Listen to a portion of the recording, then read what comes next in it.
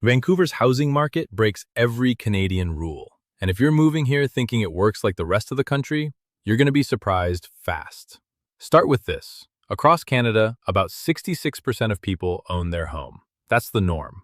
In the city of Vancouver, that flips completely. Here, roughly 55% of residents rent. The majority of people in Canada's most expensive city are not owners, they're tenants. And that shapes absolutely everything about how this market functions. The reason is pretty simple. A typical detached house in Metro Vancouver benchmarks around $1.9 million.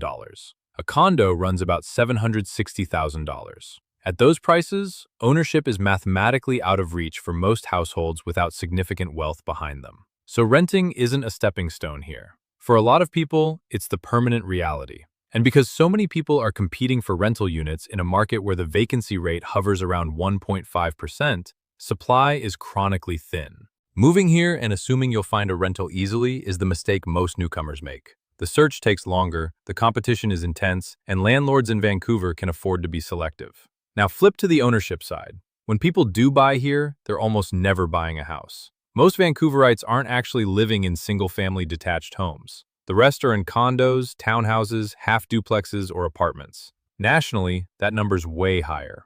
More than half of Canadians live in houses. In Vancouver, it's 1 in 7. This matters for how buyers think about budget, lifestyle, and strata fees. A condo in Vancouver isn't a starter home in the same way it is somewhere else. It's often the permanent product. Strata rules, depreciation reports, and special levies become part of the conversation in a way that would surprise someone coming from Calgary or Edmonton. The bottom line? Vancouver doesn't operate like the Canadian housing market. It operates more like a dense urban rental market with a thin ownership layer on top. The sooner you understand that, the better your decisions here are going to be. If you want a breakdown of what to actually budget for when buying in Metro Vancouver right now, comment budget and I'll DM you a free breakdown.